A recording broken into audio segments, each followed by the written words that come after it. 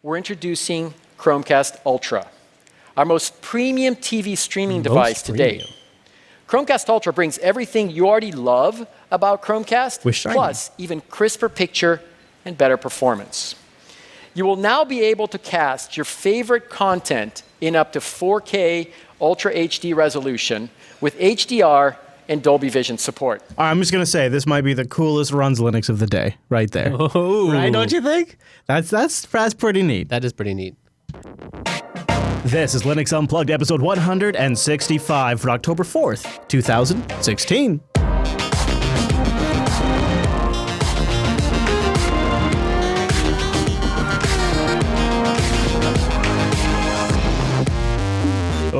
Welcome to Linux Unplugged, your weekly Linux talk show that's full of possibilities. My name is Chris. My name is Wes. I don't know what that means, but I'm going with the Wes. We're going to find out today. We do have a lot of possibilities coming up on this week's episode of the Unplugged program.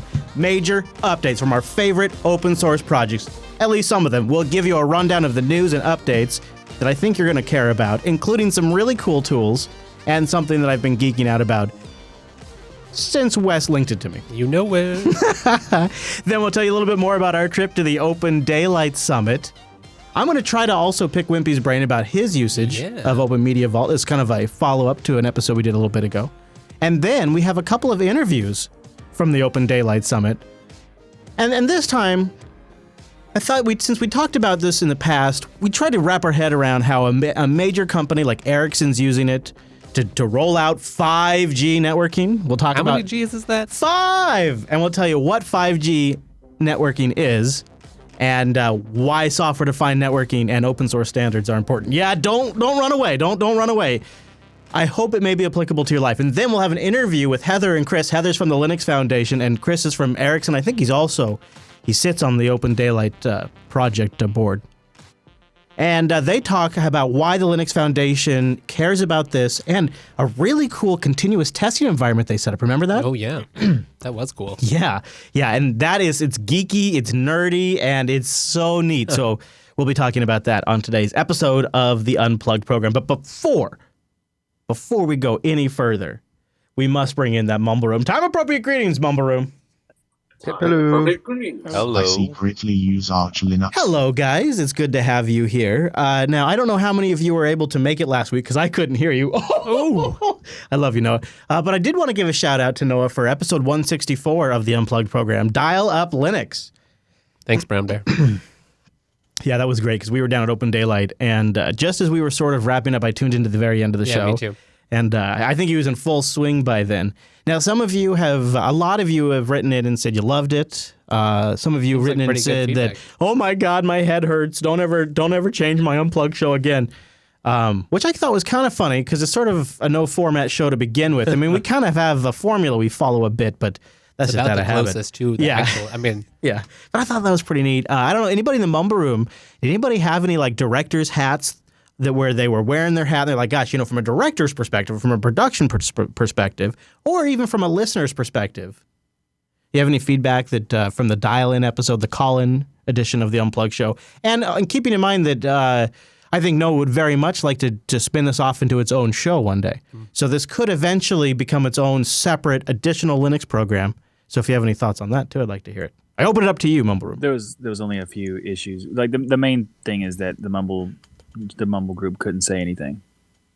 Right, yeah, there was and I think he already has that figured out. So that tech problem is solved. I think he's got like a whole new audio rig to do it. He went all in. Yeah, other than that, it was great. Yeah, I thought what was really exciting about it is it really could potentially become, well, first of all, we have a pretty big base to pull from just by people that email into our shows asking us questions all the time. And if we just write back, yeah, that's a great question, why don't you call in on Tuesday? Because a lot of the questions, there's one or two follow-up questions we have. You need a little dialogue, and then you can really get to the heart of it. So there's already a good base there to pull from for calls. And then on top of that, the word could start spreading around that, hey, if you switch to Linux and you end up having a problem, support line. There's this guy you can call, and he is all about getting people to use Linux, and he will totally help you. And that could be a really good thing for Linux. And Probably get other people to do some time on there answering questions. Let's put it another way. And the business side of Linux was interesting too. Yeah, that's true. Now let's put that. Here's another way to think of that. imagine when you switch somebody to Linux, you could now there could now be a support number that you could give them for them to call when they have problems. Like that would be pretty nice. Isn't that great? I really think this show has some potential to offer some benefit. So I thought there's a lot I liked. A couple of things I've already given Noah my feedback. Sure. So thank you to Noah for doing that. And so 164, if you haven't heard it yet, Noah hosted while Wes and I were down to the OpenDaylight Summit. And he took calls, answered questions. He had a call screener with a queue. I mean, he really went all out. And he's, the other thing that's really cool about it is he's using free Linux software to do it all. Exactly.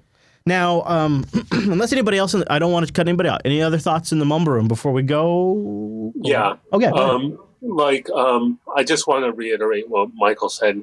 Without the Mumble room participating, it kind of felt boring to me. Yeah. And I'm not necessarily.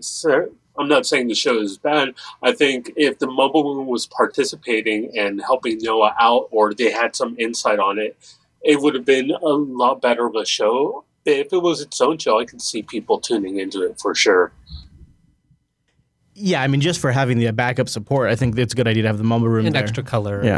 Yeah, and just to break up the voices a little bit, Rikai points out, and I think this is something I think I mentioned to Noah myself, is voicemail during the week. So if calls run low or something like that, maybe we could just have voicemails that people can play. Noah definitely wants live calls, so that way he can ask them back and forth questions. Right. So that's a key thing. But maybe adding like a SIP endpoint so people can call directly over SIP. He could not totally just over do that. PSTN. That would be really nice and save some money. Opus codecs because he was paying for. Yeah, exactly. If you it was a 1-800 number, but he pays. That means he pays for the time. Exactly. Yep. So, which we'd have to figure that out too. So this looks really exciting. I think I've already got it downloaded on my machine, just not quite installed yet. KDE at 20 years old has released Plasma 5.8, and it is a long-term support edition. LTS. An LTS. Today KDE releases its first long-term support edition of its flagship desktop software, Plasma. This marks the point where the developers and designers are happy to recommend Plasma for the widest possible audience, be they enterprise or non-techie home users. If you've tried a KDE desktop previously and have been moved away, now is the time to reassess. Plasma is simple by default and powerful when needed. Now, that feels like it's almost written specifically to me. Yeah, right. I think so. Yeah. I think that. You're one of those people that could be, easily courted right back. Yeah, and I have tried it before and sort of walked away like a little, I had this issue, I had that issue. I'm a little disappointed. And so they are kind of like, if you've been moved away, which is a good way to put it too. Yeah, that is a good way to put it. Yeah. Anybody in the Mumble room have the 5.8 release yet? Yep. Really? You do? Okay, Mr. Tonello, tell me, what distro do you have it on, and what are your thoughts so far? Neon. Oh, yeah, of course. Yep, that's what I've downloaded too. Yeah. And what do you think so far? I think it's awesome. Like, Arch hasn't had it yet, but, so I couldn't test it on that. But Neon, it was like the day of immediately. It was actually available this morning before the announcement even happened. So I tested it on that. And it's really good. Like, it's very similar to 5.7.5, which I had on that Neon install as well. But it was the upgrade from 5.7 to 5.8 was awesome because it was super easy. It was just basically just an app upgrade, and that's it. But the coolest thing about it is just there's nice polish now. Like it's not like they added a ton of new features. It was mostly just polish. Yeah, I think that shows in the release notes. Yeah, they addressed a lot of things that are complaints from most people, like the whole meta key only thing, like fixing some widgets controls for like the audio controllers and stuff like that. And they added a lot of cool, interesting things like why would you want it other than just being awesome? A video playing in the background when you log into your computer.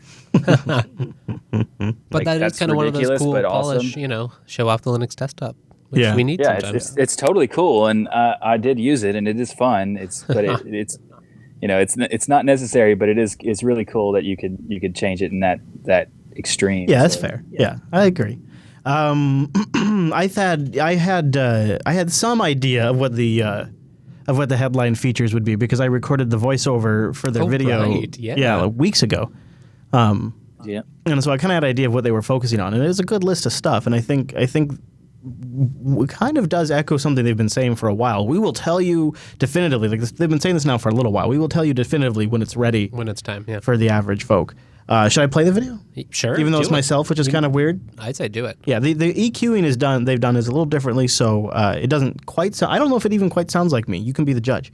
But I thought it was a great video that highlighted a lot of their features, which was I kind of ribbed them about in the past when 5.7 or whatever came out. I said, you really kind of need. It's 2016. It's time to have a video. Up the production. Yeah. So they made me put my foot in my mouth, or what's that saying? What's it called when somebody calls you on your bluff? Money where your mouth is. Huh? Money where my mouth is. Yeah. Except for there was no money transaction. Put your video production skills where your mouth. This was just metaphorical money. This was just done for the project. There was no money, so it's more like internet cookie in my mouth or something like that. In my mouth. After a few hard months of work, the KDE community is pleased to announce Plasma 5.8 Long-Term Support Edition. This version will be supported for at least 18 months, so if you haven't tried Plasma Desktop yet, take a look at some of its unique features. With desktop widgets, you can easily organize your files, monitor the system, and quickly launch favorite apps and more. Plasma lets you easily search your desktop for applications, folders, music, video files, everything you have. Plasma's default theme Breeze has a unified look across all common application toolkits. Download wallpapers, window styles, widgets, desktop effects, and many other resources straight to your desktop from the KDE store. Using KDE Connect, you'll be notified on your desktop that looks really about text nice. messages, can easily transfer files, and even use your phone as a remote control. Plasma is simple by default, but you can customize it however you like with new widgets, panels, screens, and styles. But this isn't all. Plasma 5.8 brings even more features and improvements to your desktop. This release brings an all-new artwork design, giving you a complete Breeze startup to shutdown experience. Support for Semitic right-to-left written languages such as Hebrew and Arabic have been greatly improved. Plasma wallpaper plugins such as slideshows and animated wallpapers can now be used on the lock screen. Yeah, they did a Rickroll. You can watch the whole video in the show notes if you want. It's a couple minutes long. So, pretty nice release. So, I think I got it downloaded, and I think Noah's got it downloaded, and he's an LTS guy to begin with, so this seems perfect for him. Yeah. So, I think we're going to give it a review on Sunday's Linux Action Show. Something to look forward to. Now, we have a kind of an interesting news item. It's a little name collision today. We're introducing Pixel, but not the Google Pixel, not the Google kind. No, this is the Raspberry Pi kind, and it's their new fancy schmancy desktop environment. Oh, where is it? I have the little definition somewhere here. What did Pixel stand for? Where is that? Oh, here we go. Pi improved X Windows environment, lightweight. Yeah, Pi improved X Windows environment, lightweight. And my main takeaway from it is it's not like it's like some new X server or something like that. It's essentially a set of changes that entirely are around the appearance of the desktop. The first thing you'll notice when you reboot is they now have a nice pretty splash screen that they say they've done a lot of work to not slow down the Pi. Once the desktop appears, you'll notice a nice, stunning background taken by one of their very own, and there's several of them preloaded. You'll also notice that the icons on the taskbar, menu, and file manager have gotten a big makeover. Big improvement there, sort of spiffing it up a little bit. If you open up a window, you'll see the window frame design has changed significantly. The old window design always looked a bit dated compared to what Apple and Microsoft are now shipping. So they were keen to update it. Windows now have subtle curves on the corners, clear title bars, new icons for the open, minimize, and close. Fonts have gotten improved, even with a mention to Steve Jobs. And this is an interesting one. On, I guess, request by a lot of Raspberry Pi users, they want to be able to shut off the wireless from within the UI. So now there are options in the Wi-Fi and Bluetooth menus to turn off relevant devices. Nice. Works with Pi 3's onboard wireless hardware. And should work on most external Wi-Fi and Bluetooth dongles. I like this. They're packaging in Chromium for the Pi with that's hardware acceleration. Yeah, so they're switching out from Epiphany to Chromium for the Pi, which uses the Pi's hardware accelerated playback for streaming content. That's pretty slick. Yeah, they're also including uBlock Origin, AdBlock by default, H.265 extensions, which force YouTube to serve videos in a format which can be accelerated by the Pi's hardware. And it's available for download right now. That's awesome. Yeah, it is. It seems to be, they seem to be trying to make it a more user-friendly, out-of-the-box OS, but doesn't that sort of suggest... I guess one of the things I liked about Raspberry Pi was that it truly was divorced from any... Like, I know there's always been Raspbian and they've been close, but it always feels like it always feels like there's been a divorce there between a distance, a separation of church and state, if you will, between the OS you run on it and the Raspberry Pi hardware. Like, I understand that they ship it sometimes with an SD card preloaded, but in that didn't necessarily mean that there was an OS all of a sudden that they were going to start throwing in behind to try to promote as like the primary OS you run all the time on a Raspberry Pi. Maybe I misunderstood? I mean, I guess that's true, but I don't know if that is really changed with this. I mean, maybe it feels more that way, but I feel like a lot of people who use it who aren't more experienced, aren't the power users, aren't using it in, a project that they know right away, or maybe using it more just to play with or as a desktop. They're going to follow one of the guides that has them install one of the easier operating systems. So in that effect, there kind of is already a default. But I mean, there's not really, because of this doesn't change anything as far as like how stuff is installed, because most people are still going to use Noobs, the Noobs installer, because it's such an easy process to get installed. So and this is not going to be like only this, and just they're still having OpenELEC and Pydora and all this other stuff in Noobs. So and it is nice that I think this will it's be better. I mean, prettifying. Wimpy, I'm just making it look better for having LXDE, because LXDE by default. Sure, yeah. I mean, I agree, and that is a good thing. Absolutely, I'm not by any way saying that's not a good thing. But Wimpy, I'm kind of curious what your thoughts are, because I know that Ubuntu Mate is extremely popular on the Raspberry Pi, so it's a device you probably have some experience with. Does this seem like a good move, something that's worth their time? Yeah. Well, how do I answer this without coming across overly negative? The first thing is, I think that the browser work with Chromium and the video acceleration is probably the most relevant and interesting stuff to come out of this initiative. I think that's brilliant, and I'm looking forward to finding the time to have a little look around and see how that's been implemented, to see what I can borrow from what they've done there. The name collision is unfortunate, and how that happened, I just can't imagine. Yeah, we've known the name Pixel now for... I know. Yeah, the Google Pixel is a re-envision of the already existing Google Pixel, so they didn't really need to do that, and they chose it was a backronym. They picked Pixel in the first place, and tried to make it work. Yeah. So that's. Still, though, that doesn't necessarily mean you have to go with the name, but the naming collision is confusing. Yeah, and the thing I'm a little bit perplexed about, if you read the blog post, there's a couple of things that stand out from this.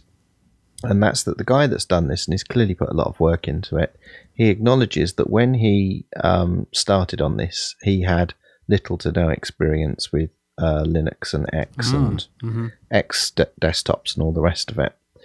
And it looks like 2 years of effort have gone into this based on LXDE, that people in the Linux community know is yesterday's news, is the thing that's being replaced. So this was my concern too. Effort into this, and it's immediately laden with technical debt. And I think that that's really unfortunate that they've built this around something that is effectively obsolete now. Yeah, and I think the art and the fonts and the icons all look really good, but there are also open source licensed theme packs and icons out there that are also very, very good. And they're free to use. It felt like, to me, it was a lot of work on a system that doesn't have a lot of legs. And it sounds to me also like it is the beginning of something much larger. Because the way they phrase it in the blog post is, currently we focused on appearance. But it sounds like the overall goal is to make a faster, more dynamic desktop. And part of the name, part of the backronym includes It felt to me as if they were going to do everything they could to make it faster on X with LXDE. Yeah. And I thought to myself, well, why LXDE and why X11? Why is that why are you going to invest in these things? Exactly. Why is that where you standardize, where you focus? Yeah. And that new boot screen they worked on, it probably took a hell of a lot of work, because like Wimpy said, they spent a lot of time working on that particular thing. It's a very X-focused project. So it does feel like investing on the past of Linux, when the Raspberry Pi is such a future-looking device when it comes to resources, availability, the ARM platform, the price. Right, yeah, exactly. It seems to be sort of a mismatch. It does seem like a mismatch. Or perhaps just like things that could have been, that's efforts that perhaps would have been better in projects more tightly knit with the community or that have existing communities. It kind of feels like they chose LXDE because just for the sake of lightness, not for like basically ignoring everything else. Yeah, you could be right. Yeah. Or just momentum. They have momentum there. That could be that. Well, it's weird because LXDE is only like 10% lighter than Mate. Yeah, we've had that debate, and I agree. I think it also you could make a lot of different desktops lighter or heavier depending on how you configure them. And we've been looking at LXQT and looking at where its resources are. And yeah, there's a little more there, but you're looking at a Raspberry Pi 3. That's the desktop to watch right now. I agree. Yeah. Really, really interesting. Besides Mate. Well, or Unity. Yeah, or apparently, maybe there's hope for Unity after all. All right, well, I want to move into something that I know Wimpy's going to be real fired up about.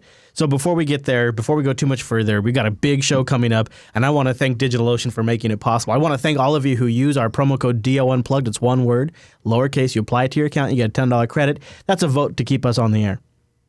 DigitalOcean is a simple cloud hosting provider dedicated to offering the most intuitive and easy way for you to spin up a server on their crazy great infrastructure. Their pricing is nuts. It's super valuable for the kind of rigs you get and the performance you can get. They got data centers in New York, San Francisco, Singapore, Amsterdam, London, Toronto, Germany, India. I think I'm even missing one in there now. Any more data centers? You're going to run out of breath there, Chris. No, bring it. Bring it! Woo. Also, their interface, it's the best. They have a really great intuitive control panel. It gets me fired up about DigitalOcean.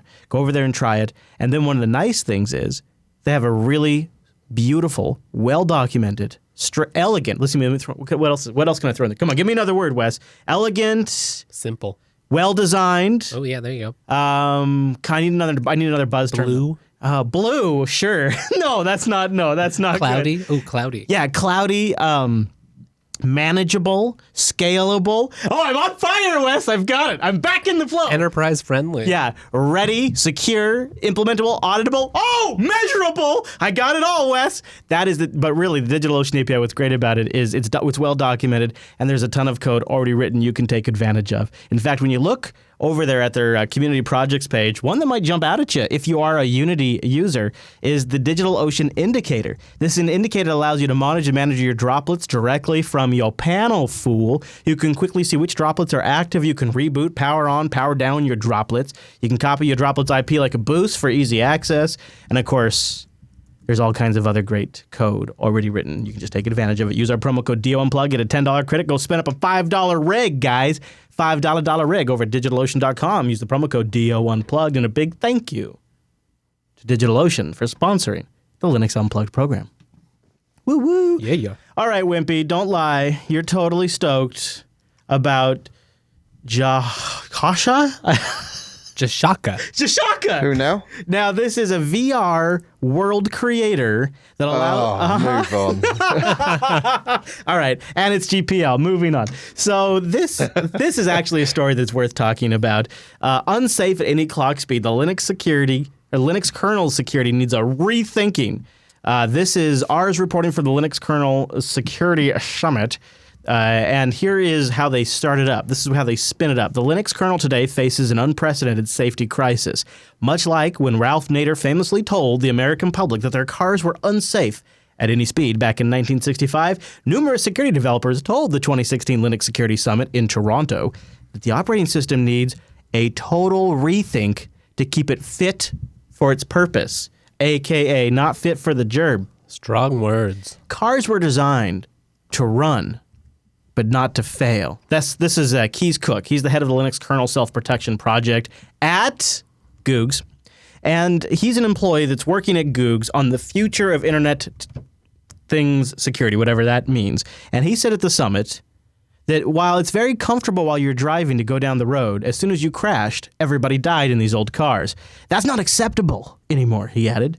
And in a similar fashion, Linux kernel needs to deal with attacks in a manner where it actually is expecting them and actually handles them gracefully in some fashion when it's being attacked. Like, don't just... He goes to point out, we approach security today as though we are just still living in the world of the 1990s and 2000s. Computers in a data center managed by knowledgeable people. But most computers today, laptops, smartphones, and Internet of Things devices are not managed and secured by Internet.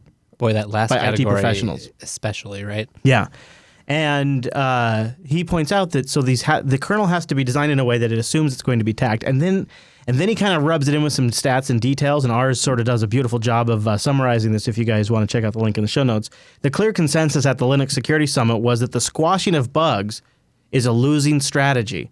Many deployed devices running Linux will never receive security updates, and patching a security hole in the upstream kernel code does nothing to ensure the safety of an Internet of Things device that could be used for a decade and may forever be ignored by the manufacturer. Exactly, right. We've seen this with routers. We see this with Android devices. There's only going to be more. I'm sure Chromecast will be like, we started the show talking about Chromecast. I'm sure Chromecast will be like, will be in this category one day. Worse, the average lifetime of a critical security bug in the Linux kernel, from introduction during a code commit to public discovery and having a patch issued, averages 3 years or more. This is why everybody should be rolling. According to Cook's analysis, critical and high-severity security bugs in the upstream kernel have lifespans of 3 to 3.3 years to 6.4 years between commit and discovery. That's kind of a long time to be out there circulating. Got here too, though. Yeah, including they have some like pies. They have some pie charts here where they're looking at Android security bugs, and they're looking at where most Android vulnerabilities come from. And this is an interesting statistic. Only 15% of vulnerabilities in Android's kernel came from upstream. Only 15%. 85% of the bugs in the Android kernel came from device driver manufacturers. Wow. Sounds just like Windows. It does sound. So he says the kernel maintainers have to get ready for this kind of thing. They have to build Linux to be expected for attacks, to get it ready. You're going to get attacked, so just design it in a way where it can sort of manage that situation. It's funny how much this is a symptom of Linux success, right? Like, now that it's everywhere, you have to start designing for that. And it will be used in situations where people don't understand it or really know what's happening, and you have to plan for all of that. And especially when you're going to be in these, they're going to be built in so many embedded devices that just sit on the shelf.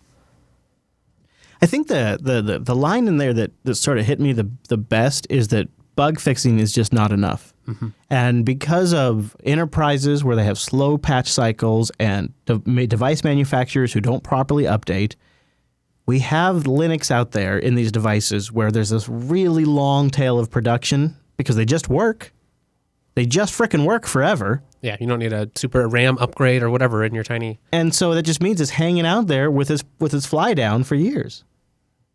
It's got its D swinging in the wing. I think it's nice to see more talks about this because, obviously a couple of years ago, there's lots of complaints in the community and from outside people just about, kind of it did feel like it was like the 90s or 2000s. Like it was a bunch of people just making this kernel, just making it work without really considering the full market effect. And obviously that's hard when it's built in this open source way, but it's nice to see that people are really paying it full attention. Yeah, and what kind of changes will Linux have to make in order to stay competitive? If it doesn't make those changes, will another kernel come along for these types of devices that does? And I hope they can do a good job of like looking at other kernels, other projects that are more security focused. OpenBSD comes to mind, or GR security people, and try to incorporate some of those approaches. Yeah, and what are they doing that is more proactive and not just squashing bugs? Exactly. Yeah. Inagogo says this seems like bad journalism and thinking that developers are robots. It's coming from the developer community, and they're just saying we need to rethink. We can't just treat fixing bugs as... So Linus was quoted as saying he doesn't look at security bugs and regular bugs separately because they're all just bugs that need fixed. And there is absolutely some nice sound logic behind that. But at the same time, there is also a conversation, I think, worth having around how do we design this thing to be plan to get attacked? How does this thing operate when it knows it's going to get attacked? It's not just it's going to assume that once you're inside everything's trusted. Like, how do we design this thing a little bit differently? What can we tweak? I think that might be worth discussing. We'll see. Yeah, a lot coming out of Google security-wise. Mm-hmm. Project Zero, they have their own fork of OpenSSL. They have this guy who's working on Internet of Things future security. Yep. And they're attending Linux events. I mean, there's a lot. Google's really focused on this right now. They're putting some money in this. Well, I feel like, they're trying to be in the consumer space and the vendor space, and people say security is a huge thing that, you can be audited for, you need to have to be able to sell. All right, I wanted to ask the Mumble Room because there was a thread on R Linux submitted a few days ago by Dark Delta or something like that. I can't remember the guy's name. Darko Delta or something. And he asks, what are things that you would do to change Linux? Like if you could just snap your fingers and change something about Linux. So we were just talking about the security thing, and that's what made me think about this. If you could change anything, and I want to really throw it to the Mumble Room, but I'll give you an example. Like it was pointed out, that for this security thing could be something that if you could just snap your fingers and change how security is done, would you change it? What about you, Wes? If you could snap your fingers, is there something you would change about Linux? You like it? I mean, I do like most things. Yep. I think there could be something to said about a better, not closeness, but there's something about right now. I feel like, especially just like even though there is like the, core funding initiatives and that kind of stuff, there's this disconnect. Like I feel like we talk about the kernel a lot, but are we excited as about like core utils development or a lot of the other parts of the user land?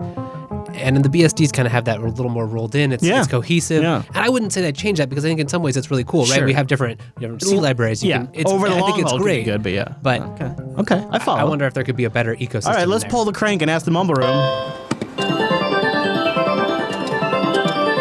Mr. Tunnell, I believe I heard you. Did you have something you wanted to mention you would change? The most important first thing that came to mind is universal apps. Snap packages for all. Ooh, yeah. Yep. App pack and flat pack. Haven't you heard of You don't Docker? even care. He actually doesn't even care. He just wants everybody to use it. Right? Yeah, I don't care which one is successful. I just want one to be successful so that game developers, software developers, doesn't matter. They all have one thing to work on, and no matter what distro you choose, you can use the software that's made for the ecosystem. Let's see. I want to ask William if he's near his mic, but I'll give him a chance to think about it. I'd like to hear from WW too, but Wimpy, I got to go to you since you're a distro maker. You know I was going to ask you this. If there was something you could snap your fingers and change, would it be something about Linux itself? Would it be something about the community, the way we collaborate? What would you change? This is a really tough question. I agree. To think of one thing. I'll be honest. I've got nothing solid in my mind that I'm just going to say this is the one thing. I can think of lots of little things, but no one big thing. So ask around, and if I come up with something, I'll let you know. That's how I actually feel myself. Is I don't have one thing. I could think of the way the community interacts from time to time, the way we process information. I suppose. Okay, I have one. All right, I have one. I'll save it. William, do you happen to have one by any chance? I don't think so. Going once, going twice. What about you, Mr. WW? Do you have one by any chance? I do have one, and it's kind of been a pet peeve of mine since like since I first started in getting into Linux with my friends back in the 90s, and that is I would remove the mindset of people that they think that they should be running Linux on old hardware all the time, or this is the best way to do things, because it's not. This old hardware is holding us back and supporting it and just keeping it around, and is just, it's an old kind of way of thinking about the kernel and development of Linux, and not really letting us focus on a mindset. Things. Yeah, a mindset. Okay, I can follow that. But Mosenrath, you had one around collaboration. Yeah, I was thinking that it'd be nice because if you take a look at, say, DistroWatch, all those different distros that you could say didn't make it. If you could somehow, I guess you would need the most powerful in the universe, right? American greenbacks. Go and hunt down, say like 50, 100 of those people worked on these things, and it just never really took off. You get all of those people because they all had ideas. Maybe they didn't have quite the chops individually, but you get a legion of them, right? And you just put them onto, say, different distros which have made it, say like one in the top 20, not necessarily one of the top 10, because those ones are usually backed by companies, but you say one of the top 20 that doesn't have a huge company behind it, and you just have just that legion of literally of wisdom, of experience, of knowledge, I like it. All focusing together that in terms of, hey, my project didn't work, all of our projects individually didn't work, but we get together as a team. It's sort of like when you're lifting a log, one person by themselves, that's going to be real difficult. You get 10, 20 of them, all of a sudden, a couple of them say, dig a hole here. A couple of them say, get some rope here, and all of a sudden you can lift a whole bunch of logs and make a nice little anything that you want with them, because now you have a team of people all in one, as the song says, one pimp strut groove to actually make it work. Oh, I'm getting a little inspired. Mosenrath, that open sauce runs deep. That's a good one. I like that. I'll give you mine. I got two. I was thinking about it. Number one is not a huge one, but I think it would better serve the Linux community and how they inform themselves, how they come to opinions, and about what technologies they'd back if we could get our heads out of our ass and drop the whole cult of personality. It's something that Aaron Seigo wrote about years ago. I continue to think about it. There are personalities out there that people believe the things they say simply because they have a name they've heard of or somebody they've, that thing drives me nuts because it allows people to get led around like sheeps. So and all of it, even people who are technically proficient, like somebody I respect, like Lennart, who I thought made a lot of great cognitive arguments for systemd. There were still people who would just pick up pitchforks because Lennart was for something or because on either side. Yep. So that would be one thing I would change. The other thing I would like to change, I think, is how involved the community is with funding. They're very involved with code, documentation, and especially evangelism. Yes. I would really love to see more money where our mouths are in terms of funding open source projects, contributing to them, and allowing the public to fund things that deserve better focus, better surfacing, so that way the projects and the outlets that are funded by maybe certain media backers or certain corporate sponsors that currently have a louder voice or currently have a larger presence could be more properly competed with by smaller independent news outlets and open source projects in a way that's on a more competitive advantage, and it's up to the audience to kind of step up for that. And I would, if I could change one damn thing, it would be to have more Linux users and more open source users contributing money financially back upstream to the projects and the things that they use, and maybe the content they consume. You kind of get a nice perspective for it all when you look at this website that I've sort of been obsessed with, that Wes linked to me. It's github.audio, and you're hearing it in the background right now. It's a sonification of what goes on at GitHub. Yeah, and there's representations with different tones and blips on the radar. Well chosen, artfully chosen. There's a big one. That's a big one right there. Something just dropped. So you visualize commits to GitHub, right? That's what this is and in perspective with their size and whatnot. It reminds me of something, I don't know if you ever saw it for Bitcoin. Did you ever see this for Bitcoin? Oh, yeah. Yeah. Visualizing or sonifying the blockchain. And I left it up in a tab while I worked on the show today because it's just nice and peaceful. And if it has like an organic kind of, sounds natural. Plus, there's something sort of inspiring to know that every one of those dings is a commitment of code. Look at the community go. That's kind of inspiring. Right?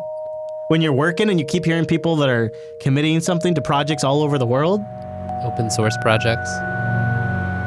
Yeah, you just run it in your tab. GitHub.audio. I mean, you might even be able to find some projects this way, right? You're like, oh, these guys are just doing a lot of cool stuff. Maybe I'll check out that repo. Yeah, I agree. And also, so pretty. Like Xmetal says in the chat room, I could totally fall asleep to that. Oh, yeah. You know what? I might try that tonight. I've been looking for things to leave on as background for my dogs. There goes a big one. Perfect. Look at that. Big one. Come on now. Even if you just have the sound muted, it's still kind of neat from a visual standpoint. For those of you in the audio audience, there are blips. So how would you describe that, Wes? Sort of like pings on a map of that sort of expand in proportion and their color and their size. A 2D ripple. Yeah, a 2D ripple and it's proportionally to the size of the commit and all of that. It's very fancy. So look at you sending me a link that I love. I know you so well. GitHub.audio, and I have bookmarks for some old Bitcoin ones, but they got bought out, and now they serve malware. So that's no good. Hey, malware as a service is an important part of malware as a service. Yeah. You know what? Speaking of important services, I want to tell you about my mobile service provider, and that's Ting. Why don't you go to linux.ting.com, linux.ting.com to learn more. Get a $25 discount off your first Ting device, or if you're like Ninja level and you bring a Ting device, then you'll get $25 in service credit, and an average monthly Ting line is about $23. So your service credit is going to pay for more than your first month. It did for mine too, and that's kind of nice because Ting has CDMA and GSM networks. I'll say it again: Ting has CDMA and GSM networks. That's right, CDMA and GSM. So you get to pick which one works better for you and bring a device. They have radically good customer service, super good. You get to speak to a real human being. They can help you out, but they back it up with an incredible dashboard and an app for your mobile device. You know, I laugh because Mr. Tennell in the Mumble Room, producer Tennell, he had a really funny comment today. He's like, hey, you ought to mention this in the Ting spot. People could go pick up the LG Tribute 5, which just landed on Ting, for $121, no contract, no termination fee. And then go over to Amazon and pick up a Rebel T5 digital SLR and still spend less money than you would spend for the new Pixel. See, I think he was just trying to make fun of me because I might buy a Pixel and I'm buying a new camera this week. Really? Yep, it's going to be an expensive week, Chris. That is going to be a very expensive week. So yeah, the Tribute 2 was kind of a famous phone, and the Tribute 5 is back and bigger with a bigger display, bigger battery, front-facing cameras, all this business. It's actually a pretty decent phone for $121, and you'd have enough money left over to get yourself an SLR. A kid's phone, grandma's phone. You know, they want Instagram and they want email. Or if you just don't find yourself all that enthused about phones anymore, if smartphones are just not what floats your boat, and you just need something that can do the basic things you want, run a recent version of Android, and no contract, no early termination really right fee. there. Just having like a recent version of Android, that's pretty much everything you need. And $121, no contract, no early termination fee. That's a really great deal. I want you to go over to linux.ting.com. You get to put Linux in your URL bar, which is good because you want Linux in your history, let's be honest. You want that in there. You got to stuff that URL history bar. I know what you've been up to. Linux.ting.com. They give you a discount off a device, or they'll give you a discount off service if you decide to switch, and they got a savings calculator. I recommend you check it out. Linux.ting.com. And a big thanks to Ting for sponsoring the Unplugged program.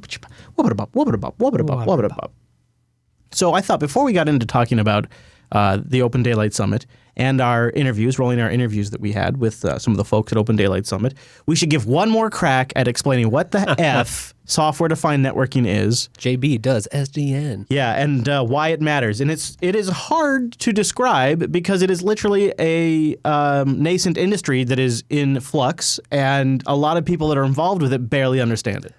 Yep. Well said, Chris. Well said. So it's really hard. They won't say that, but it's true. Yeah. So for us coming here and then relaying the information to you, we kind of look like we're jackasses. But software-defined networking itself isn't just OpenDaylight isn't the only software-defined networking controller game in town. It is one of the more open and community-based ones with multi-industry support, and it's one that the Linux Foundation has thrown their weight behind. And as we've shown, has an active community. So there's others though, like OpenFlow, right?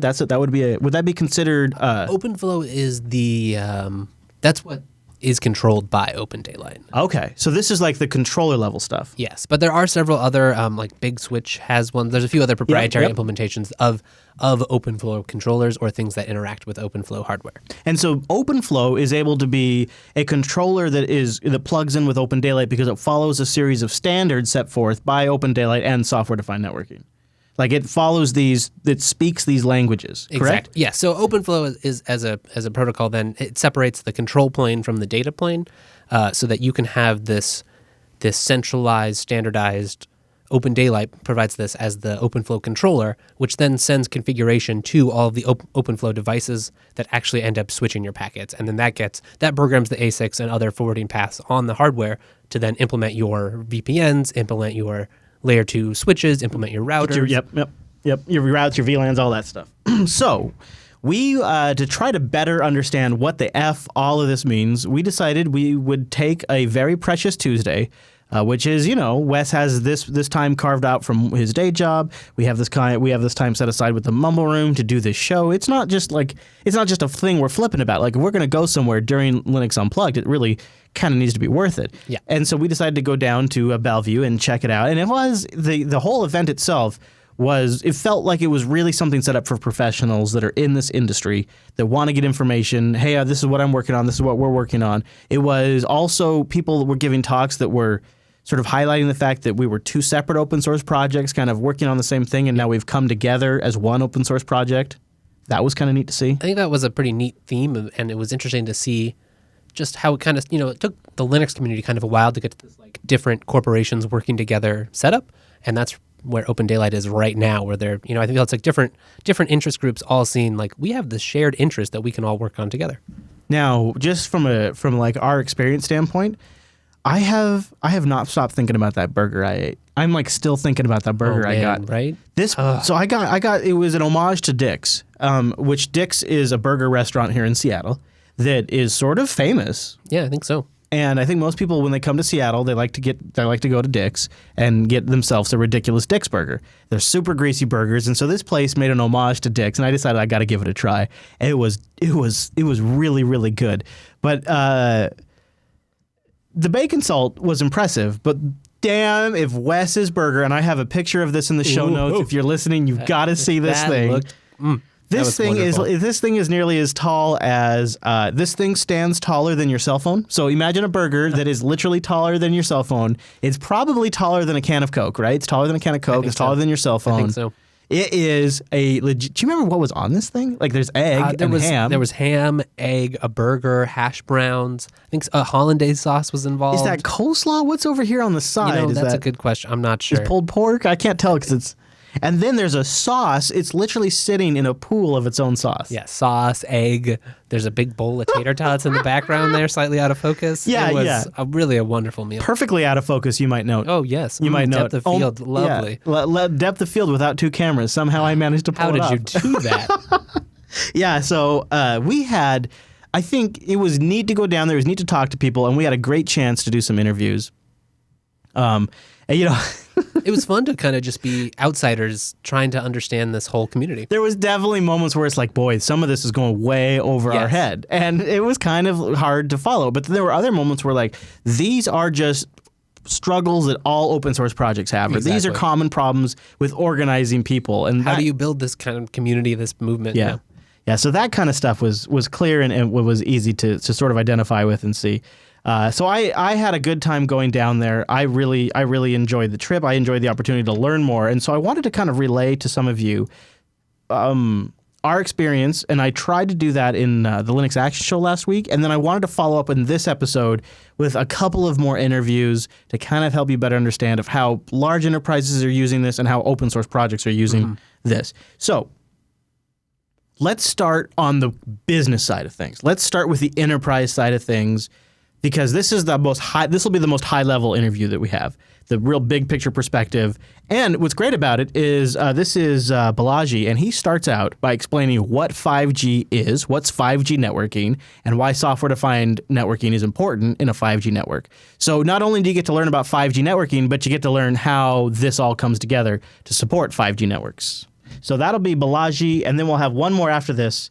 And that'll be more of the next interview will be more of like a community, real life testing project, stuff like that. Exactly. All right, so here we go with the high level. Yes, thanks for asking. It's a great question. So 5G is, some people think 5G is, okay, we upgrade from 4G to 5G. Yeah. But actually, it's partially true. But 5G encompasses much bigger than that. 5G includes our access, as well as the transport, and the data center, the cloud.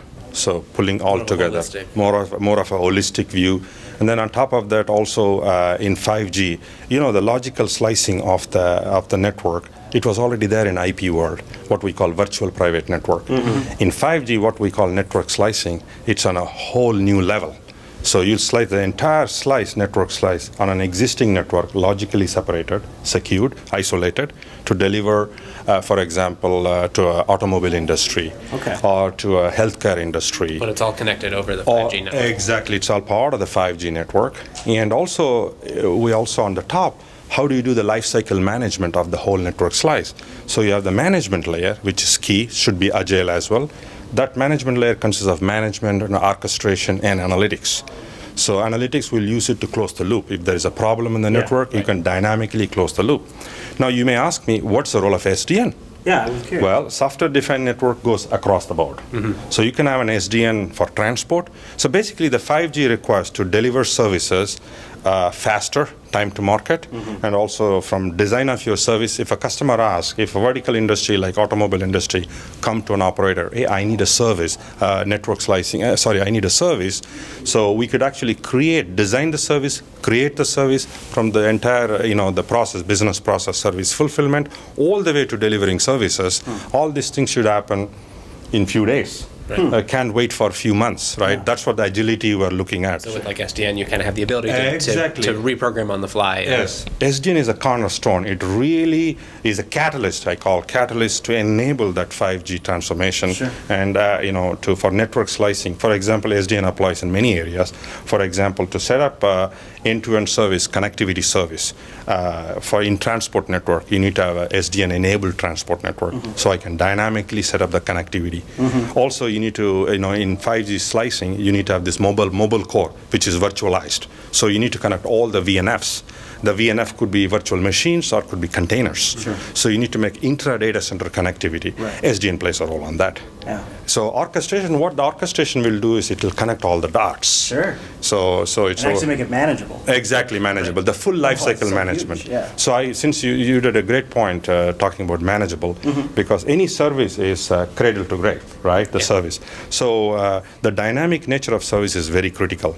So for example, if you create a mobile broadband service, and the consumer are consuming that service, and we are monitoring that, you apply the analytics, something happens to the mobile broadband slide. Remember, it's all virtual, right? So what we can do is using the orchestration and analytics and also leverage SDN, you can actually create another network slice, move your traffic, move the users, so you can, exactly. This could be a stadium event.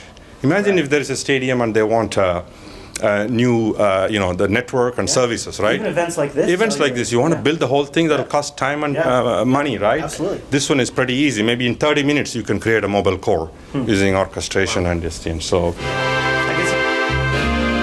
Yeah, that is what's really neat about that is what we're talking about here is you could see how vendors could slice out their whole network that would span across multiple systems, multiple networks. And I think he kind of highlights how you can dynamically change it, right? So you don't have to go back and like change your switches or update the configs or be like, oh no, now I need a router here and we need switches all this way and we need all these access points. You can fill places with generic hardware and then on the fly you can be like, nope, I need 2 network partitions, a VPN connection from bridging these 2 networks, and it just all gets programmed out there. Right after that, I asked him, I said, be honest with me. How hard was it for Ericsson? They're a big telco vendor for sure. How hard was it for you to switch over to something like this? Like, was this one of those things where like your company fought this tooth and nail? And he says, no, it just makes a ton of sense for them. It turned out it was obvious for them because there's been enough left by OpenDaylight, and there's enough ambiguity around software-defined networking that there's a real need for people that understand huge networks and expertise to bring all this stuff together. And so for Ericsson, they don't feel like they're competitively disadvantaged working with the OpenDaylight platform. They feel like, well, we've learned this thing and we know how to make all of them connect. Like I got a sense from them, they had a lot of people there. They were really invested in something like this. It seemed very legitimate. And I was surprised because it seemed like there's companies that would traditionally be competing with each other, like Ericsson and like Cisco and other switch manufacturers. Yep. They traditionally are competing with each other, and here they all are vertically integrated platforms trying to lock, Yeah, yes, with these massive vertical platforms that have these huge support contracts, and here they are all giving each other these back and forth tips on how to make everything work better with these different summits. It's just unbelievable. It's kind of a great, compromise where it's like, yes, there's still money in you and providing solutions that can manage this stuff, and at the same time building communities to have a common foundation that anyone can use. Yeah, if this stuff gets your interest going or just building networks, building systems, solving problems, solutions, I encourage you to check out our sponsor, Linux Academy, linuxacademy.com/unplugged. They have labs and hands-on exercises that give you scenario-based labs with real experience. They have instructor mentoring from humans when you need it. It's not some sort of digital bot. It's not some sort of AI assistant. It's real human beings. Note cards that you can fork and make your own or look at community versions of them. Nuggets for when you don't have a lot of time. You can deep dive into a tiny bit of wisdom about a singular topic. Video courses with self-paced, in-depth video courses for every Linux cloud and DevOps topic. Of course, they've got courseware on OpenStack, which plays well with OpenDaylight, and obviously Azure as well. Check them out at linuxacademy.com/unplugged to support this show. Get yourself a great price and learn more. linuxacademy.com/unplugged. Unplugged. And a big thank you to Linux Academy for sponsoring the Thank you, Unplugged guys. program. This is a great time to tie that in because if any of this kind of stuff is over your head a little bit, there's great courseware on all of this stuff. So I wanted to talk about Heather and Chris's experience. They were great to talk to. Heather's from the Linux Foundation. Chris is from Ericsson and also works with the OpenDaylight project. And they talk about real world, how they use it, why the foundation cares, and all of that kind of stuff. I'm here with Chris and Heather, and Chris is from Ericsson, and Heather is from the Linux Foundation, and I'm hoping they're going to fill in a few dots for us from both cases. So Heather, let's start with you. I'm really kind of looking forward to picking your brain because I know a lot of folks listening have heard of the Linux Foundation, they've heard of OpenDaylight, maybe they don't know how the two are connected and where you fit in. So fill me in. Yeah, so the Linux Foundation has started doing what they call collaborative projects, where they are providing sort of the framework for other open source communities to sort of come together and form their project and be affiliated with the Linux Foundation, take advantage of the expertise that the LF has built up over the years around open source governance, communities, IPR, licensing, events, all that kind of stuff. And so, so the OpenDaylight was one of their very early projects that they did in the networking space, and that has been an area that has been growing a lot for the LF in the past several years. So, as sort of the networking industry is looking to both, I think, take advantage of advances in software as well as sort of open source as a sort of development strategy. A lot of projects have been flocking to the LF. So it seems like the Linux Foundation really made this connection at the right time because this is an area that's growing like crazy. So do you have a project that's connected with OpenDaylight? Where's your role in there? Yeah, so I head up a project called OPNFV, which is focused on network function virtualization, which you may have seen in sort of Neela's keynote this morning, but it's a big use case for SDN, and it's the way the sort of the global operators are modernizing and transforming their networks to be more virtualized, more agile, and more software-based. And so we are a sister project to OpenDaylight, work with them quite closely, as well as other LF and other open source organizations like OpenStack and things like that that aren't affiliated with the Linux Foundation. So are you building on top of OpenDaylight for your project? Is that my understanding? So our project is actually very interesting as a systems integration project, really. So as an open source project. And Chris is our technical steering committee chair, so he can probably get into more details about that. But what we do is we actually compose sort of an end-to-end NFV platform based on components that sort of fulfill different parts of the stack. So that could be OpenDaylight or other open source SDN controllers. It could be OpenStack. There's a new LF project called FD.io that we also sort of integrated in this time. We work with OVS, which is now newly a Linux Foundation CP, and so we sort of do that work of building sort of a composed platform, doing system level tests, and then taking feedback back to those upstream organizations to make all of their components more NFV ready. Wow, that's super important. So, Chris, how does this sort of translate to real world things that matter to Ericsson? The NFV journey affects everyone, from the vendors to the operators. It's obviously an operator journey that the vendors need to be participating in. When it comes to the NFV platform and how it's built, for us being able to work collaboratively on, for instance, bringing OpenDaylight into an OpenStack-enabled end-to-end solution, providing a framework for applications to run on, for network orchestration, to overlay. It's extremely important for us to be part of that, to help facilitate how that's going to work, how it best serves the operator's needs. And of course, as a vendor, it provides us with that foundation on which we can provide our product. So Ericsson has a booth here, right? Yes, we do. And there's several staff members here. It seems to be something that's getting an area of a lot of focus. What's Ericsson's history with OpenDaylight? So we are a founding member. I have been serving on the technical steering committee myself of OpenDaylight for the period that it's existed. So that's, wow, yeah. And he has been serving as our TSC chair at OPNFV since it has existed. Exactly. So from an Ericsson perspective, we see OpenDaylight as extremely important. When it comes to transforming the network, when it comes to enabling new use cases and new capabilities in a carrier environment, it is our platform of choice. It's what we believe is the best long-term and short-term bet to really bring that out and leverage a cohesive and diverse ecosystem.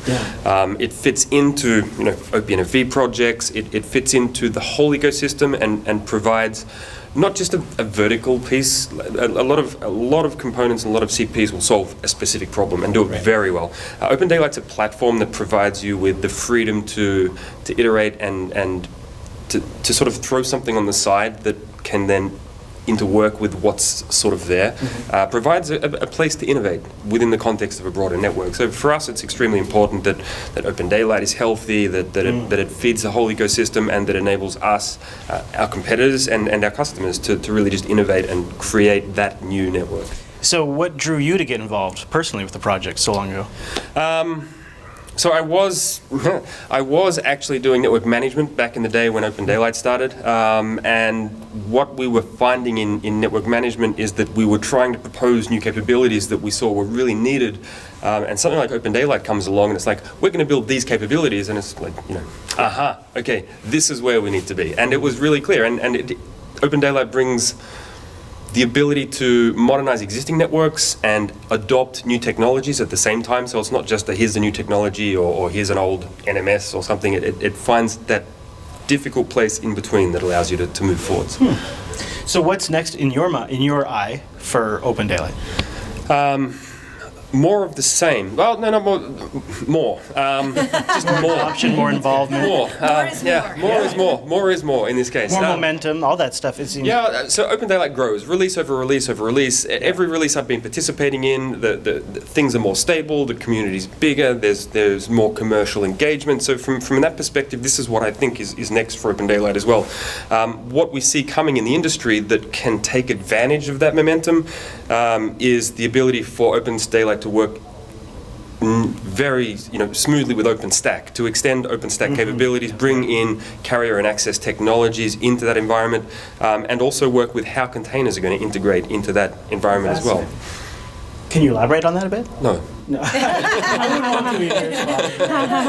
Just Docker. I don't know. So nobody uses that. So here's a plug. So in the Colorado release, which we released yesterday. Yesterday. It's still yesterday. Wow. OpenMediaVault, yes. Our third release, exactly. On schedule. No, I'm going to stop. On schedule to the day that we had agreed to, like 8 months ago or 7 months ago. 7 months ago. So in that release, the Colorado release of OpenMediaVault, we have an NFV environment which contains LXD containers and VMs, and you can plug OpenDaylight into that, and you can use OpenDaylight in order to be able to network between the containers and the VMs. So you can then orchestrate your whole network. Exactly. Wow. Yeah. End to end, front to back. And that's why we're in OpenMediaVault, because we're able to bring these technologies on board, new concepts, provide a platform upon which OpenDaylight and others can, integrate, build out and test new capabilities and prove them. So not just write a bit of code and put it through their compiler and have a thing at the end, but actually prove and test end-to-end use cases. That's the real value. Seems like you're modeling that way, like kind of how it's necessarily going to end up being deployed in the real world. That's what we're trying to do, exactly. I mean, we have, in OpenMediaVault, we have things like the Pharos tests. I'm going to let Heather talk. I talk too much. But Pharos, I talk too tell much us about Pharos.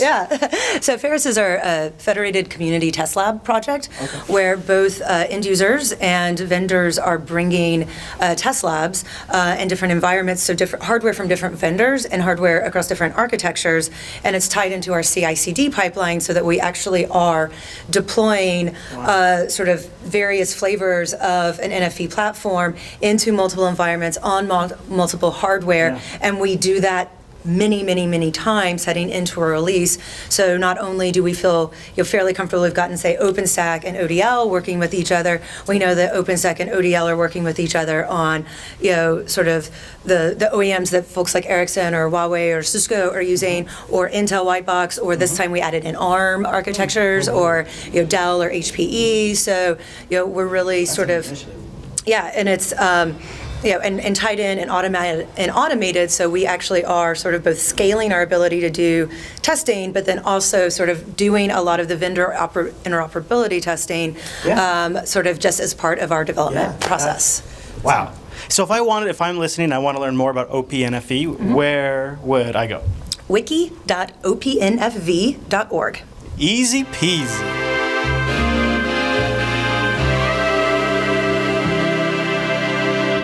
So they were both great to talk to, and we chatted some more. We wrapped up. There'll be some other stuff you might hear from in the future, but a little bit after that, you had a chance to go to another session. Yes, I did. And which was that? I went to a talk about bringing some Scala into the OpenDaylight code base. Right now, it's mostly a Java code base, and then I guess it's mostly configured in XML, which are not everyone's favorite things. I'm sure Linus would not love that. Not everyone's favorite, but they're obviously very much used in enterprise environments.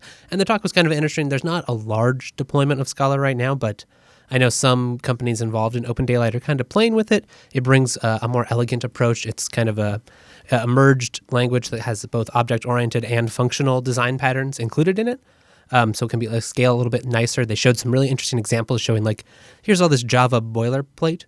The Scala language also includes a lot of type inference, that sort of thing. So you can save on boilerplate code.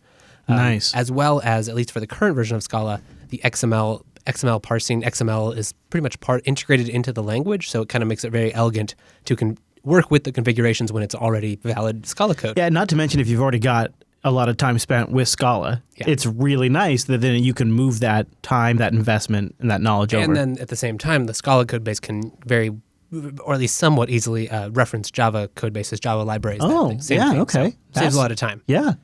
Now that is our experience. That's our OpenDaylight Summit experience. We might have some future clips coming up that aren't exactly OpenDaylight Summit related. They were recorded there, including creating a new distribution around this and also managing community and infrastructure around this. But those felt more like those could be applicable to a lot of different open source projects. So I think we'll probably play those in future episodes of the Unplugged show. Now, Wes. Flash check there. Is Mr. Wimpy, are you still on the line over there? Over. I see that name that I love. Hello? Yeah. Wimpy. Hello, Wimpy. Calling. Yeah. Wimpy, I wanted what are you learning now about OpenMediaVault and sort of as your reactions and follow-up to the review we did recently on the Linux Action Show? I know starting with perhaps your thoughts on how to actually get UPS monitoring working, which was a complaint I had in my review of OpenMediaVault. Okay, so I have decommissioned my OpenMediaVault 2 servers and now have OpenMediaVault 3 servers all in place. Ooh, nice. Not even stable yet, and you're all in. Yep, yeah, and I did that with 2 as well, actually. I was running two whilst it was in beta for some time, and that's really because I've faith in the project and the plugins that I need are available, so I'm making the switch. Yeah, I've got a simple UPS. It's connected via USB, and the plugin in OpenMediaVault is the NUT plugin, which is the the network UPS tool. Or I did see that, but that seemed like that was only applicable to UPSs connected by IP that manage multiple machines. Yeah, it's I think a misnomer from the heritage of the project. It's been called NUT forever, but in actual fact, it can monitor UPSs that are plugged in over RS-232 and GPS. Oh, that's great. Well. Okay, I have one of those. So if you've got a UPS that is compatible with NUT, it will work with OpenMediaVault. And the configuration changes that you might stick in etc default. There's a little text dialog within OpenMediaVault to send your UPS any additional config should it need it for listening to the. So there's some specifics allowed there. That's nice. Yeah, and then you can hook that up. So the network piece is that you can have one box monitor the UPS, and then you can have other boxes monitor that machine. So or that machine tell the other boxes. So in my case, when that main server detects the UPS has gone active, it then tells everything else to shut down. Yeah, right. So if I had multiple servers, I could use that. That is nice. Yeah. That is really nice. Okay. That's worth spending some time setting up then. Yep. And then generally speaking, I've got the Plex plugin up and running. That's doing all of that. I use NFS because I've got all of my local stuff sitting there running that I access that way. I've got one Samba share for when family visit and they might want to deposit some photos somewhere. So I just have a general purpose Samba share up and running for them to heave data into. Yep. And then without using OpenMediaVault itself, I have a Dropbox, headless Dropbox running. And I do that so that I have an always LAN sync copy of my Dropbox on the network. I've done that too. Makes sense. Yeah. Yep. But then what I also do is I do an R snapshot backup of that Dropbox. So if Dropbox ever go away for whatever reason, I actually have a full offline copy of my Dropbox. Clever. I should relook at how I do that. I kind of do something similar, but I'm not using R snapshot, and that would be a good tool for that. Mm-hmm. Yeah, and then I also have ActCacher NG, which again is just installed because it's Debian at the back end. It's not through OpenMediaVault itself, and that's so all of the machines I have on my network here, when they do their apt updates, they go through this caching proxy rather than all sucking stuff down over the network each time. Now, how boy, that is something let's talk about that more next week. Let's talk about how you do that next week.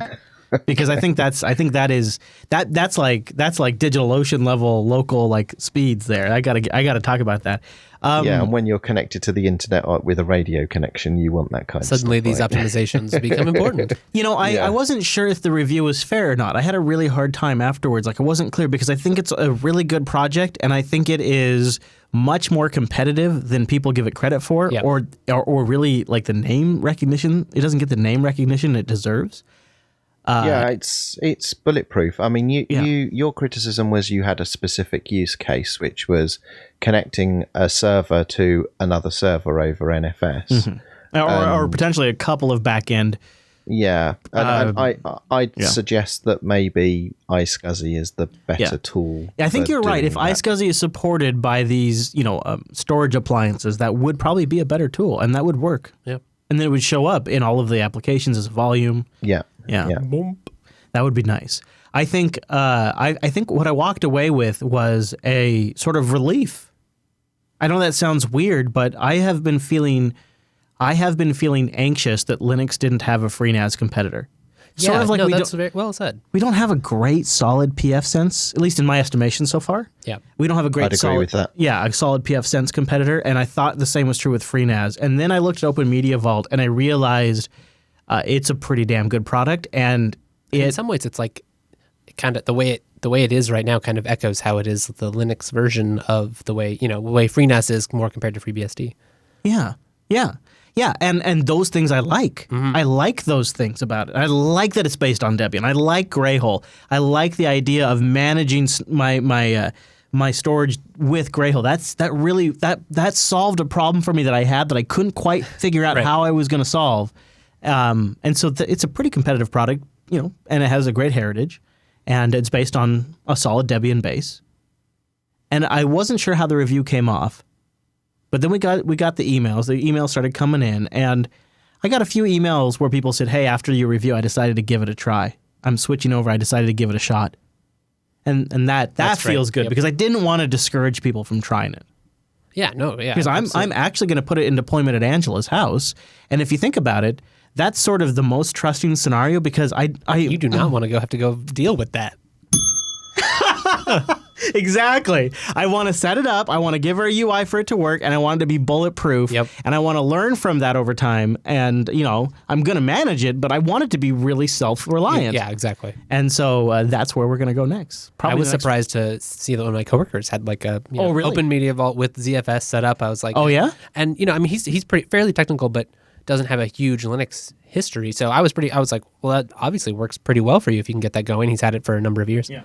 Well, if you don't know what we're talking about, because who was Mosenrath? Mosenrath, if you don't know what we're talking about, OpenMediaVault, go check out the recent episodes of the Linux Action Show. If you go to jupiterbroadcasting.com and you go to Linux Action Show page, we did an OpenMediaVault just like 2 weeks ago, episode 436 of the Linux Action Show. We did OpenMediaVault versus FreeNAS because boom, boom, boom. Versus sells those clicks, man. It does. And both Noah and I have a lot of experience with FreeNAS. So it just made sense that we would be comparing it constantly to FreeNAS. It's what the market, And it's what people are curious about. So that was episode 436 of the Linux Action Show, which is ridiculous that number starts with a 4. Awesome, That's right? crazy. Woo. Linux Action Show is ridiculous. And also, if you want more OpenDaylight Summit or software-defined networking, or just want to get a better feel for what it's like to go to a summit like that, if you've never been, definitely check out the most recent episode, 437 of the Linux Action Show, or go to our YouTube channel, youtube.com/Jupiter Broadcasting. There's a mini rover log posted of our trip to the Open Daylight Summit. Yeah, it was fun.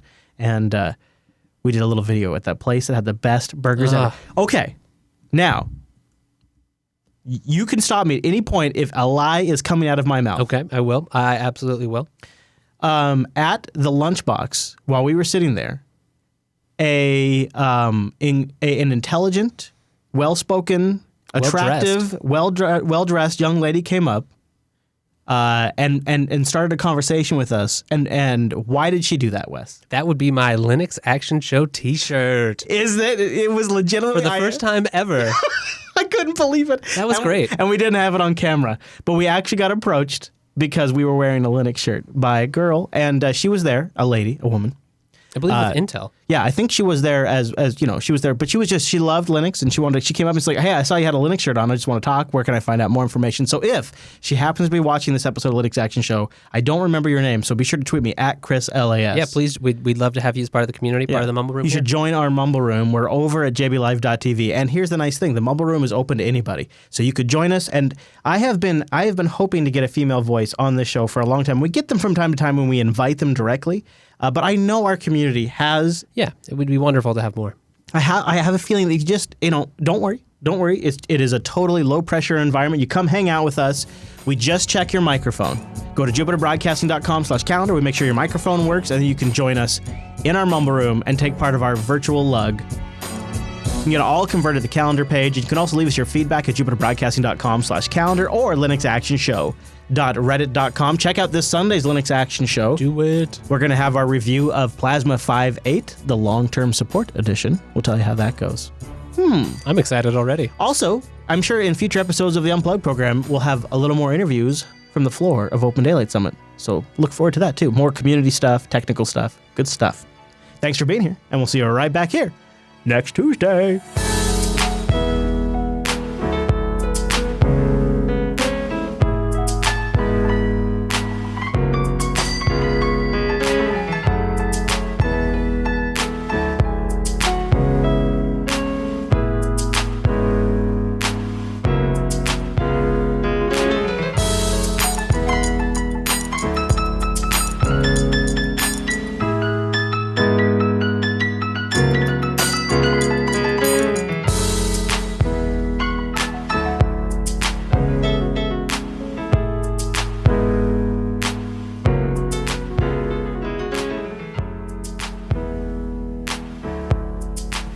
All right, guys, head over to jbtitles.com right now and get your submissions in and vote, vote, vote. You heard it right. That's bangsuggest.com. That is just how I say it. That was good. jbtitles.com. Go there now. Thank you to For a second, I thought it was Chris. Hey, is that Chris? That's not Chris. For a second there, they thought it was. I mean, you already fooled them with that Plasma video that only kind of sounded like you. Who knows? We keep you guessing on this week's episode of Linux Unplugged. So, Mr. Wimpy, are you employed, unemployed, employed again? What's your status right now? I am employed. I'm in my second week in the new job. And how is it going? Yeah, going very well, thank you. Congratulations, glad to hear that. And already hard at work? Yes. So I've been getting to know the team, and I've been assigned some stuff to get on with, and 1610's around the corner, so everyone's working on fixing the last bits and bobs for that. That sounds delightful. And do you get to share what bits and bobs you get to work on? Well, I'm on the desktop team, so I'm working on desktop stuff. So at the moment, for 1610, I'm mostly working on some fixes for Unity 7. But then in a couple of weeks, all of the Ubuntu engineering staff are getting together for a sprint to plan out the next 6 months, and Snappy and Unity 8 feature in all of that work. I just saw a news item go by that the Software Center got support for screenshots of Snap packages. So Snap packages can have screenshots in the Software Center, which is really nice. Yeah, that is nice. Yeah. And there's Yeah, so the sprint that's coming up is an internal company one, but I was looking through, there are some guests and some of the same community contributors that were at the Snappy sprint are being invited back again, so that's good to see. And are you able to work from home, Wimpy, or are you going into an office? I work from home all the time, so one of the things I've been busy with is actually building my home office. Oh, I would love to hear about that. Yeah, so that's finished now. That's why. What do you mean when you say build? Like, what's the extent of that? Like, did you build a new room, or did you like redo a room, or did you set up a desk? Like, what's that? When you say build an office? I redid a room. So I used to have an office in the house years ago, and then after my daughter was born, that room sort of became the room of crap and boxes and everything that sort of Funny how that happens, gets displaced when children enter a house. And there are things that come in so many boxes, really. Oh my goodness! So it was just like 6 years worth of clutter and mess. So yeah, it took about 5 weekends to clear it all up, redecorate, so I've got 3 desks in here and 2 racks and several servers. Oh, that's great. Lots of laptops and computers all set up, all easy access, so I've got lots of space to do my work. Were you able to make any accommodations for that podcasting thing that you find yourself doing so much now?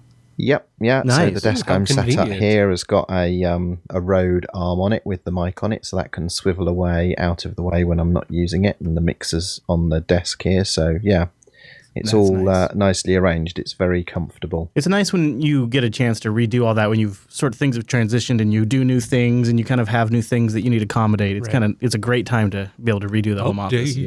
Yeah, it really is. And I was reading about working from home, and one of the bits of advice was make sure your working environment is comfortable and a nice place to be. So I've worked hard on that, and my wife's helped as well. So my wife has made this contraption where I've actually got a pull down green screen from the ceiling as well now. Now look at this. Now what's the green screen for? Yeah. Well, occasionally I do video stuff, and green screen's handy for that. Yeah, I've noticed.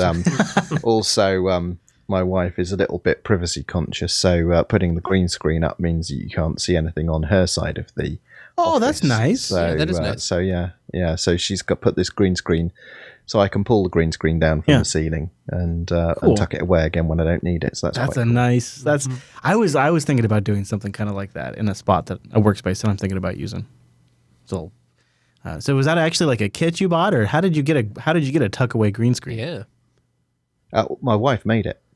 So she bought. I bought the fabric a while ago, and then she's bought all sorts of bits and pieces, and actually constructed it herself. So I went away. So one of the things I was doing a couple of weeks ago is I went to give some presentations to some charities in this country about Linux and open source and the role it might play in their organizations. And whilst I was away doing that for a few days, I came back and found this green screen hanging from the ceiling when I came back. So yeah, that was her little job whilst I was away, which is pretty cool. I didn't know she was going to do it. Oh, that's awesome. Quite nifty. So you got the new computers, you got a new workspace. That's a good setup. Yeah. I'm all now you have no excuses. Now. Yeah.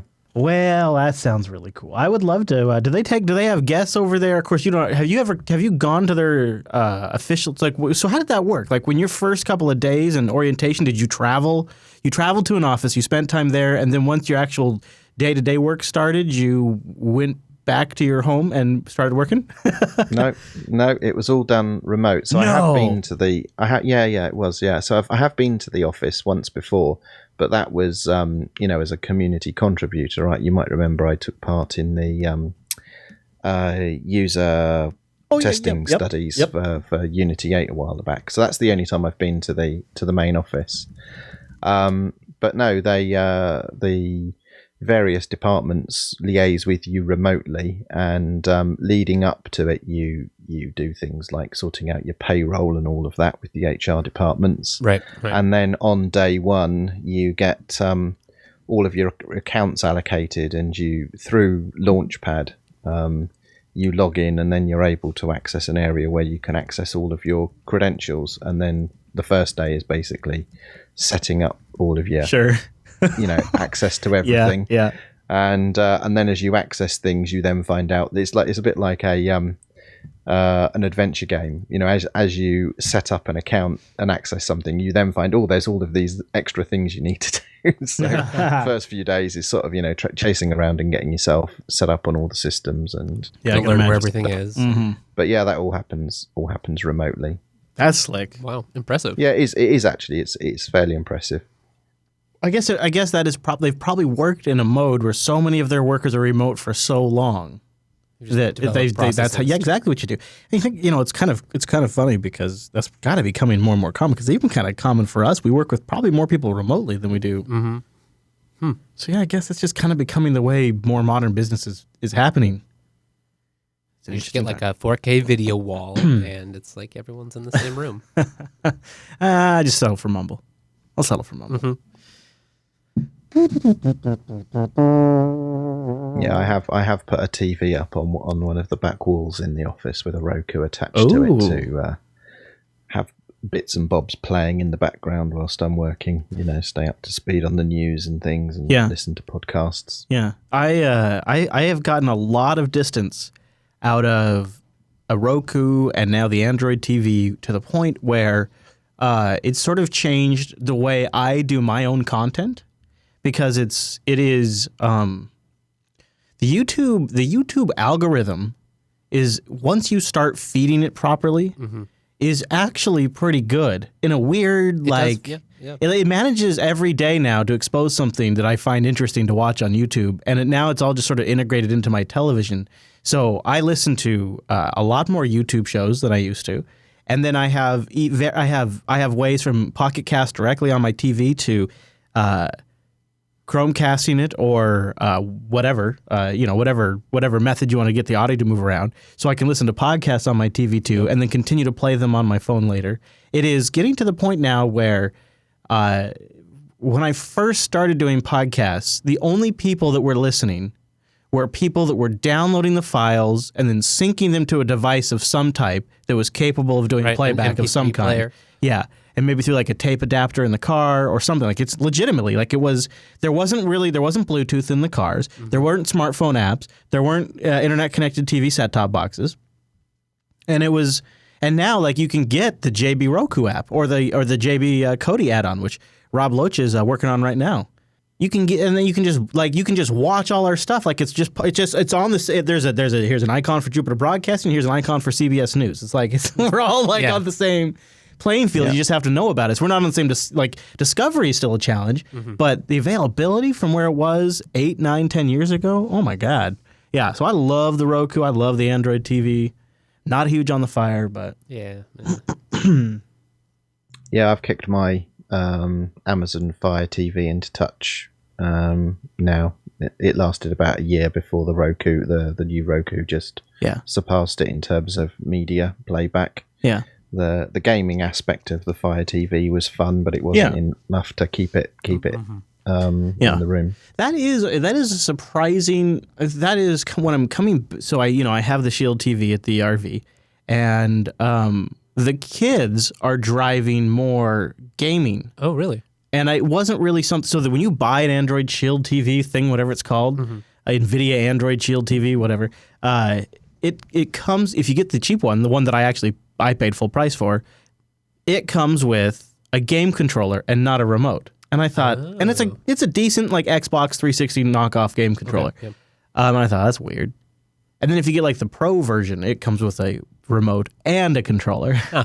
And so they really put an emphasis on the controller. And I now have started to realize that what NVIDIA is doing is they're combining like a curation of really good Android games, like the really good ones, the ones that like I didn't know some of these games were even available for Android. Plus they're combining it with like some sort of remote GPU streaming service that they offer that was like on live. See, that's really nice. I haven't tried that yet, but so you can get all kinds of regular desktop games for a $7 a month subscription.